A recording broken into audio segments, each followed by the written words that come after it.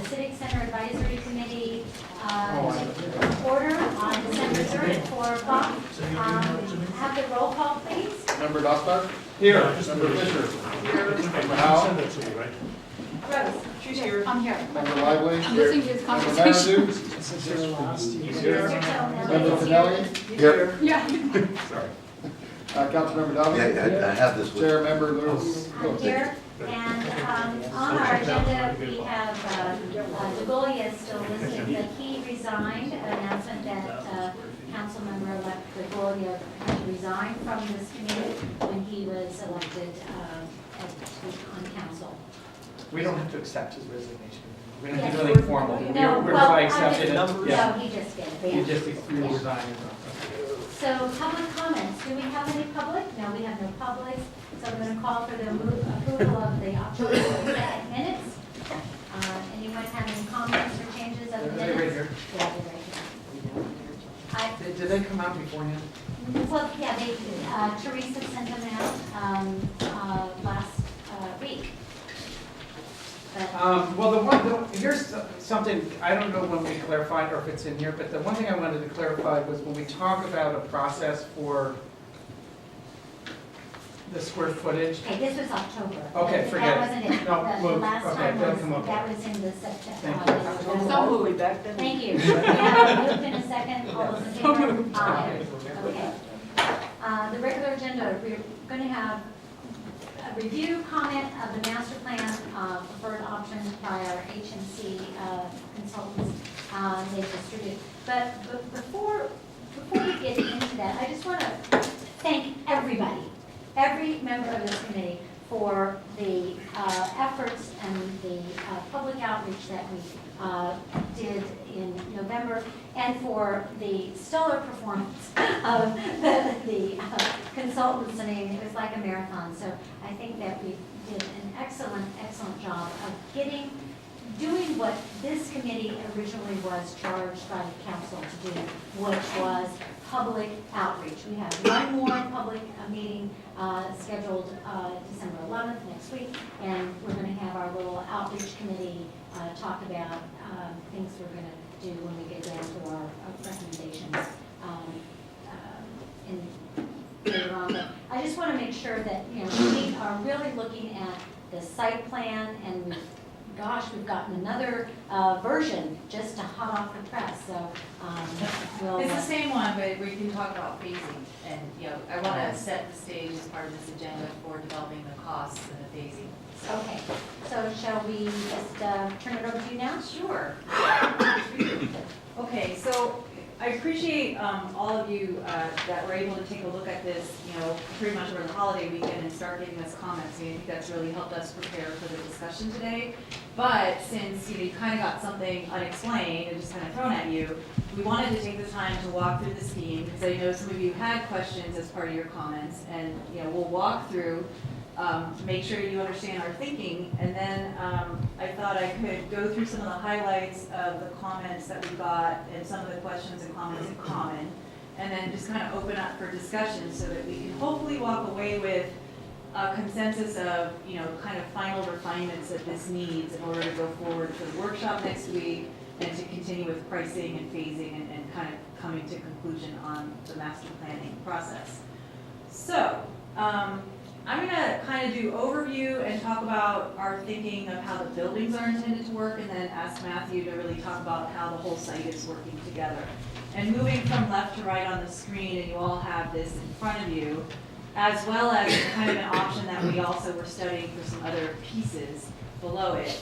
But in this scheme, the idea was we walked away after all the outreach meetings, the council discussion, with the idea of a consensus being that we needed to find a way to blend the best parts of option 3 and option 2, which involved creating a pedestrian town center, having some kind of a main entrance, a gateway off of Fair Oaks, retaining some type of street connection that connects Ashfield to Maple without forcing them out onto Fair Oaks, maintains a good body of convenient parking alongside the buildings, and then finally does include a parking garage, which is kind of the best of option 1.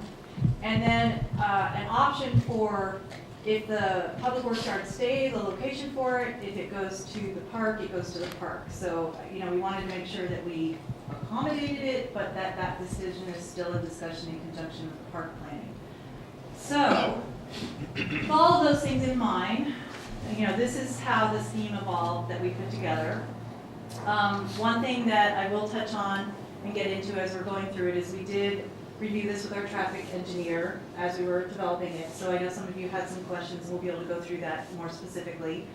But the idea is that we would have a main gateway off of Fair Oaks, and so the larger building that would house police and all the administration and building and planning, would be that presence created on Fair Oaks. And so because we also wanted to have this sort of central green that sort of all the buildings faced, it was a kind of a tricky challenge to do both.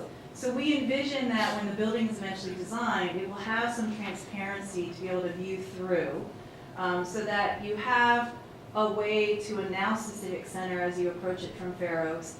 And we're looking at, some kind of forecourt treatment, and that sort of thing. So you really have a presence that you're not looking at the back of a building. Basically this building is going to have two faces in this kind of a scheme.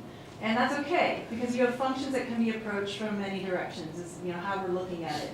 So this building would have some kind of a central lobby that takes you straight through, so you could approach from either side, know that you could get to all the functions you wanted to on the ground floor or go upstairs. It's 2 stories above ground.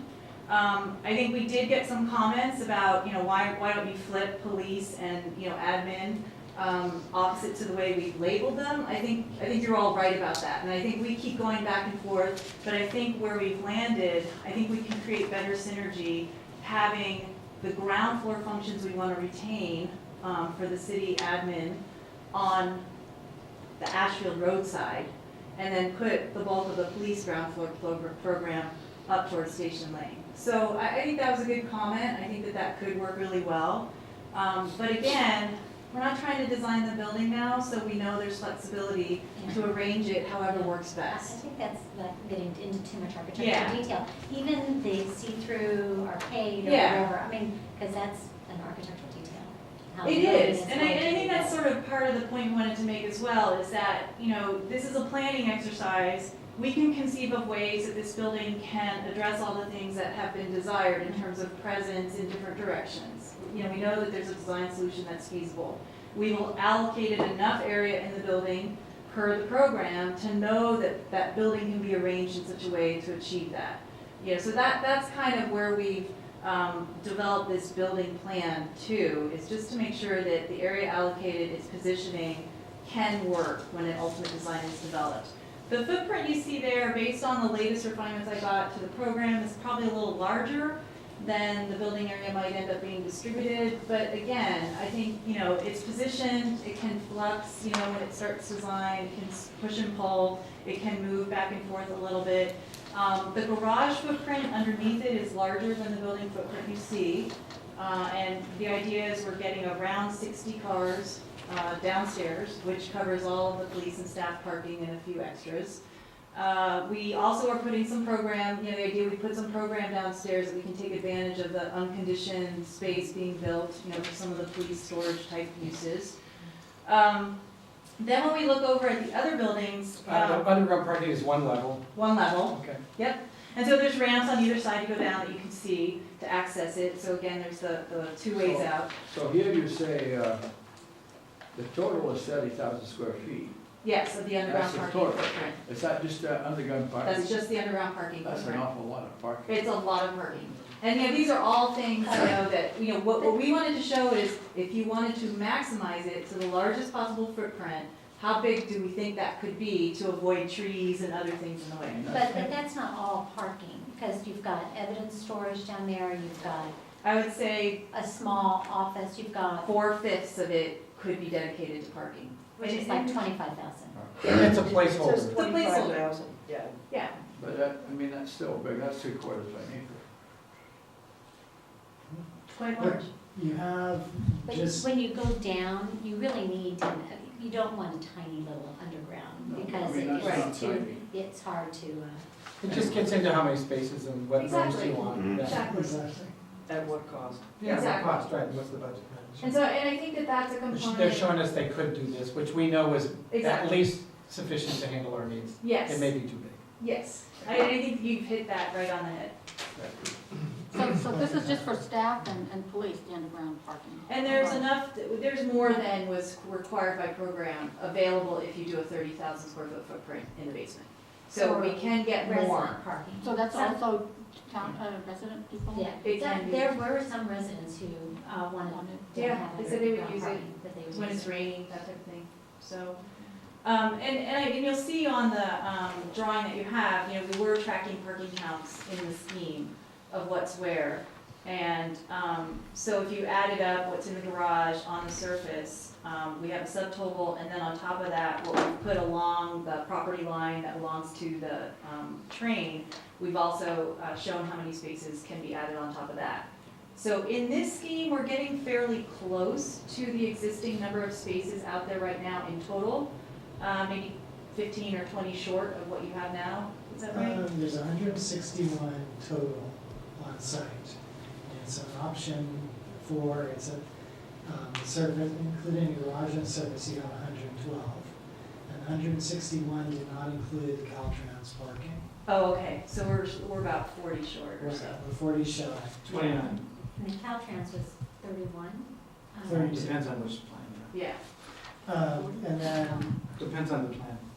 Two plans Right. are different. yeah, so the bottom plan has more surface parking. It has 132 spaces, which is achieved by basically putting the parking, adding parking in the park area. yeah. And that's something we can discuss today and sort of see, you know, what you feel strongly about, or if it should be dashed, or those kinds of questions.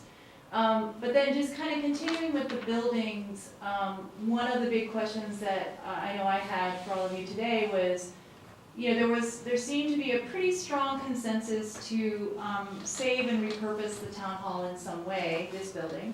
And I think that it could be refurbished to be that storytelling, multipurpose type room potentially. And then, you know, what we've shown there is that there might be some kind of a courtyard or sort of, you know, captured space between the library building and this building in the eventual design of a library.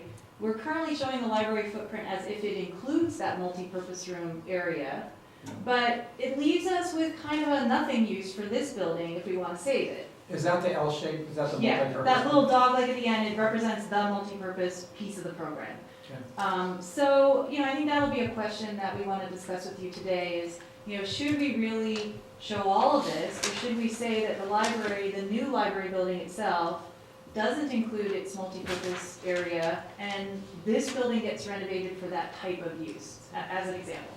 Because right now, saving it is added program. I mean, yes, you could house Friends of the Library, we've discussed that before. Yes, you could house the historic collection, we've discussed that before, and provide an additional community meeting room resource. But that's all additional money, that's not part of the essential needs that we've been discussing. But it kind of came about with sort of the overwhelming, you know, consensus, I think, in all the outreach meetings of a fondness for this building and wanting to preserve it in some way. Repurpose it or something. So that's the overview of the buildings, and so I think maybe Matthew, if you can kind of walk through, you know, all the site treatment and our thinking there, that would be helpful. Sure. So in option 4, the one that's up there in the top scheme, we heard loud and clear that you want a sense of entry, you want a sense of arrival, and that you're coming to a place, and that when you get there, you know you're at the city hall. And so that's why you have the big statement right there as you drive in. That's going to be a very prominent feature. And in this particular scheme, we're showing the actual garage. The actual garage will extend like this. It's under the parking there. Yeah. All the way underneath the building. So it's underneath, this right here is what we call on deck. So you'll have parking underneath there. And so, you know, you're thinking about it, you know, we could put a nice plaza like we did in option 4A, or you could put parking there, and it can be very elegantly treated. You know, the first thing that comes to my mind is Nob Hill, the Stanford Court Hotel. You drive in there, and it's beautiful, it's elegant, it's very, very nice space, and there are definitely ways that you can incorporate the parking in there, and that was to address the strong desire for convenience parking, for the quick, you know, I need to run in, get something done, and I don't want to have to, you know, go down the garage, or I don't want to have to go over by the library, or go back down over here on Ashfield to get into this parking space. You know, wrapping around then with the road obviously wraps around the site, and as Cheryl mentioned, the traffic engineer, before this even got sent to any of you, it was sent to him. You got his comments, and he thought that it was a good solution. It was a good compromise.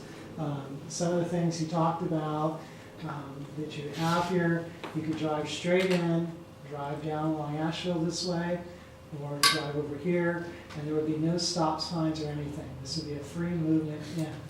There would probably have to be a stop sign here, and then stop signs right here, just to slow the traffic down and control it, and to avoid some conflicts. Basically, like when you drive into a shopping center. You know, it's a very similar analogy to that. What else did he say? He wanted the traffic going a specific direction from Ashfield and through that parking area, the angled parking. Right down here. So Yeah. that's another thing we changed, is that this would all be diagonal parking, and it'd be very clear as you drive in through there. This would be one-way circulation. He's worried about people coming up Ashfield and getting confused and thinking they could come in right here. So we necked this down right here. That would be about 18 feet wide. And it would be very clear that you're not supposed to drive in there. Also, to address the desires for drop-off parking along Ashfield right through here, there would be at least 4 parallel parking spaces, and keeping with the idea of accessibility and having this be, your community doesn't have a lot of curbs to it, and so there could be curblets right there. And what it would be is you'd have pavement, pedestrian pavement along here, but you'd have bollards, basically, which would separate that. So you have that nice open feeling, and that also comes from the desire for easy pedestrian and bicycle access through there. And that's another thing we looked at very closely was, you can see the arrows, the hopeful arrows, as I call them, showing pedestrian and bicycle access down here. You could come up into the site, circulate along here, and then all the way back out onto Fair Oaks, or you can circulate up through the site. You know, you'll have your choice of paths to take, but if, as a kid going to school, I could cut across the town green and then make my way back out onto Maple Street. Our 5 favorite heritage trees are preserved, so the 2 deodars are right here, and then the oaks, 1, 2, 3, and those also were the determinant of how far we went with the garage. When you don't want to get too close to them because you're going to start getting into the roots and compromising them. So what we have is a respectful distance of about 20 feet, and this line right here, sorry, this is, there we go. That could be the edge of the garage too, and that's where some of that dead storage would be back in there, underground for the police and other users of the city hall. Town green, as we've shown before, very simple, very pure expression, paths going across it, the sense of openness, all the buildings with a presence to it, relating around it. Some more additional parking on this side, and if you look at option 4A, it shows it as parallel, and that's just pretty much, you know, your decision. There was some concern from the traffic engineer about having that type of parking in there, the right angle parking, that as you're driving through, there might be conflicts with cars. That's why parallel is better, or diagonal is even better. And we could switch that to diagonal parking. But that achieves, you know, once again, the quick drop-off parking, or library users can come in there, drop off their books, and then head on their way. Moving this way, we tried to save as many of these trees as possible. We were much more successful down here. These are the big heritage oaks in the corporation yard. And then this is a really nice oak right here, it'd be great if we could save it, and it's really wonderful how the library could wrap around it and engage that. The park is pretty much just a very green, passive space. And we could look at programming it again with a play area, or maybe concerts, or maybe there's some kind of amphitheater, or maybe there's a botanical society that wants to do a native garden there or something. But we took the play area out because there didn't seem to be a very strong desire for that. There's definitely spaces on the back side of the library here where we could introduce some type of children's environments, not necessarily a play structure, but maybe there's some type of story time structure, some playful animal structures that relate to books or stories, things like that back in there. And then the pedestrian access too connects all the way over to Maple Street. You can circulate along the edge of Station Lane, make your way all the way through here. The only time you're really gonna have to cross traffic is with the garage right there, and then make your way all the way back out to Fair Oaks. Or you could cross over and get on by the train station. Train station stays exactly where it is, parking stays exactly where it is. These are the bike lockers, they stay, and then this is that parking right there. We were able to get 2 more spaces right in there. These are the police communication tower right here, and then the trash enclosure.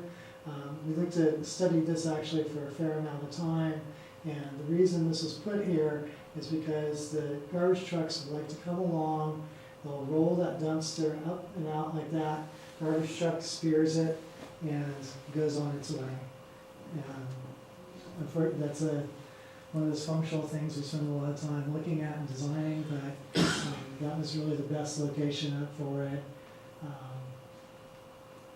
So that's, I think that's, did I miss anything? No, I think any questions in terms of being able Well, to if you go understand? if you go from Ashfield Road to Station Lane, that's kind of a long It's a little haul. circuitous, yeah. Yeah. So I think everybody has questions and stuff. I guess, Are they going to address our comments that we gave them already? Well, that's what I wanted to sort of find Yeah. out, just a point of order. I mean, there were some people who gave comments, I have them here. And I could start with those, which might Yeah. already cover some of the things that those who didn't comment Why might don't you need do to be that? asking. Okay. Just one clarification on the parking count. Did you include that parallel parking that's, along by where it says Asheville Road? Yes. Okay. Okay, so, I don't know that these are the order they came in, but, I'll start with, Rose's comments.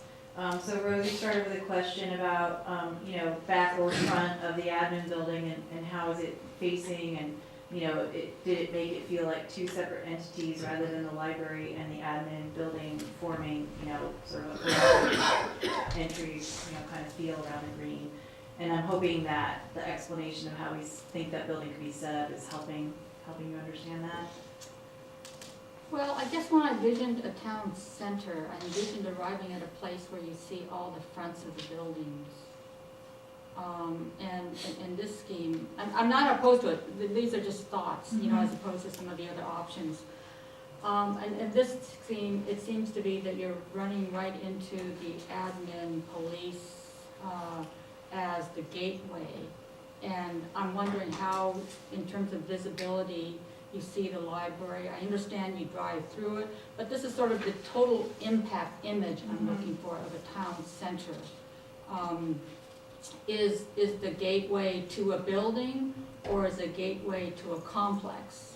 Yeah, and I think one of the things that has been a challenge, I think one of the things that came out of the outreach meetings was that, there may be a main gateway off of Fair Oaks, but I think a lot of people felt that there's really 2 gateways to this civic center. And so in looking at the scheme, we tried to think about Fair Oaks as being more of a very formal gateway to the entire site. Recognize that you are at the civic center and you're going to be able to go to a variety of facilities. But Ashfield Road is really the place where you get to walk into the middle and glimpse everything around you. And so it is 2 very different characters with an attempt to recognize that there are actually 2 gateways that people see and recognize already to this site. you know, I think no one really felt that Maple was a gateway. It's still something that can be signed or identified, but nobody really felt that was a gateway. But there was, you know, this kind of constant dichotomy of these two gateways. So this is how we chose to kind of deal with it, is look at something more formal as a gateway to the site, make sure that the building that faces that is also big enough, imposing enough, you know, important enough, elegant enough, whatever you will, that it holds that site and it gives that sense of arrival. But recognize that when you're really in the town center, you might see that as you approach from Ashfield, and when you're in it is when you really experience the entire collection of facilities. So I think it continues to be a challenge, and you know, this is kind of where we've arrived at maybe the best way that we've felt to be able to address it. So you arrive and you're going to say admin or police or whatever, and you park wherever you park, underground, or if you're lucky enough to get a space on the surface. You walk in and do your deed, but you know, my concern is you don't get the full impact of a town center. You go and do your thing and then you leave. And it's not that you know, we can agree as a group that we don't need to see everything, but I guess I've always envisioned, you know, just kind of coming onto the green and saying, oh, there's the library, oh, there's the front of the police, oh, there's the front of the admin. And, you know, I'm not locked into having the gateway to a building. Maybe a gateway can be just like we have in, over, where is it? You know, just some pillars, you know, and then it draws you into that street. And then maybe the gateway to the green could be like trellised or more pillars or something. But I guess. I think all those things are definitely possible. I think as you design the space, I mean, even, you know, we're showing a very minimalist treatment of the town green center in terms of just pathways and allowing a lot of the trees to remain there. But I think that when you start looking at the actual design of that, I think there are a lot of different ways it can be studied, you know, based on how you envision wanting to use it and how you envision people might want to gather or sit or stay. But the idea being now is that there's a planning diagram that's going to be able to set that up for you and gives a sense that that's supposed to be pedestrian, it's supposed to preserve, you know, the heritage trees you have right there in the center. And, you know, I think we can certainly sort of look at the formality of the gateway we're creating off of Fair Oaks, you know, play it up or play it down.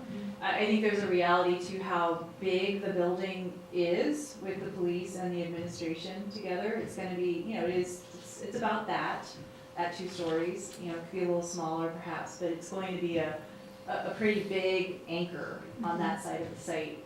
But I think there's still some flexibility in the scheme if comes a general consensus that the arrangement is working. Rose's comment is saying in a different way what I was feeling, Okay. which is the parking is not set up to bring you into the heart of the space. Right, The parking is kind of where you could get it. right. And this one, there are 5 spaces at the building, which is token, right?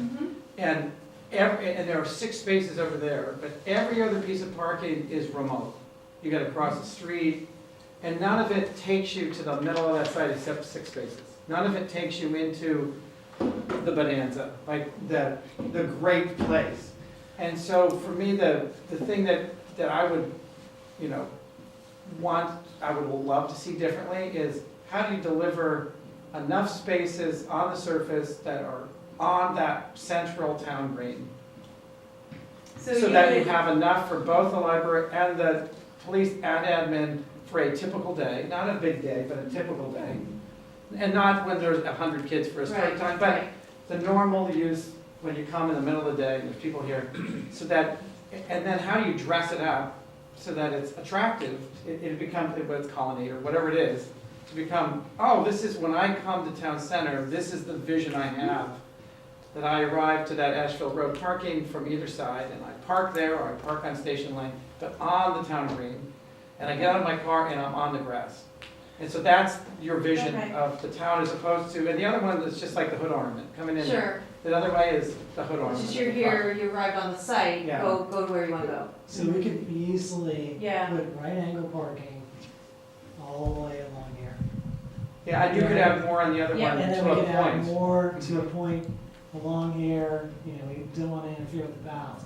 But we could probably get 12 right there, and you probably could get another at least 18 or so. 12, you know, on this side. So that gives you 24 right on the But town you center. want it, and then you want to do it in a way that it feels Yeah, All right. exciting. yeah. So, is that most, do we have more, So, because I think everybody else Can I wants to talk. ask one question about your comments too? So, when you think about the civic center, when you drive in, do you want to see building, or do you want to see landscape? Oh, I wanna see both. Yeah. You know, what I, you know, and this gateway concept, like I said, doesn't need to, you know, there could be a major gateway. I like the gateway concept on Fair Oaks, that this is, because, you know, it'll help the people on Ashfield, that, you know, this minimizes the traffic. Right. So the gates can be there, we can do gates, we can do this, you know, thing, you know, to draw people in, and this is the street, and it doesn't have to go straight to the building, it can go straight to a street that will bring you right to the green. Okay. And so, like, I was looking at your option 2, which is, all your options are great, by the way, there's nothing, I mean, this is a mix and match, you know. So, you know, you're looking at option 2, and you go, everything goes into the center, right at this, where your green could be, and you do this circular thing there, and it radiates, and it doesn't go through, you see there. And then, you know, you could have parking there, and, you know, as you've discussed, but, you know, I think that, I think, you know, and this is what Steve is saying too, that, you know, you need to provide the parking on site, more close to building parking, which is Okay. one of the comments. But, you know, I'm not, you know, unless everybody likes that, I'm not sure, having you directed straight to a building, even though that there's roads going on either side, I understand what you're trying to do, but, to me, that would not be the gateway. The gateway would be entering right at the intersection of that Asheville Road, Ashfield. Ashfield. Yes, sir. Right there. That, to me, that would be the gateway. And you can do a nice secondary gateway there with parking and trellises and whatever. I think that seems reasonable. I mean, it certainly seems doable. Those are good comments. But And I'll she means say- up at the neck, before you hit any parking. Right. So right as you're entering Right the city there. outside, Yeah, right just there. like, Like yeah, those. that's, you could probably just Yeah, say, he's going way up we in Oh, okay, have, there's no I can't- place. Yeah. yeah. Okay, but anyway, those are just, you know, I can't remember what else I commented on, but you're right, everybody. Well, Right. You see that, you see. it What are would those be squares nice to behind? have all Those the were the buildings kind of gateway. That- facing each other. Yes. That- I that we really had think that the envisioned that buildings, as a all the gateway. buildings should be facing each other. They're And fronts. not, they're The fronts. front. And they do, They they do. do. This will be No, up front. no, really don't. Everybody's, No, this one is- everybody is doing the same thing. You watch I everybody's think we hands need to to the turn center. around. Everybody is going around like Entrance this, from center, Fairfield. not on the edge, around the center. This is a town center, and that's what this should reflect. Yeah. Right. I And think- this is. You don't see that as the front of a building? No. Even No. if you park here? No? No. Why not? It's I don't. not, because it's a building of its own and you do that, and all this is like, Absolutely. I think it depends on where you park. mm-mm. I think the main entrance from Fair Oaks is nothing I would like to see. So is it, And you've got what to if the look at entrance it. was down here? Because that's what it And you typically came was in- originally. If you turn this around, It needs to be. if you in turn it closer around to so these that events. it's facing inwardly rather than outwardly, it gives you that town Well, center.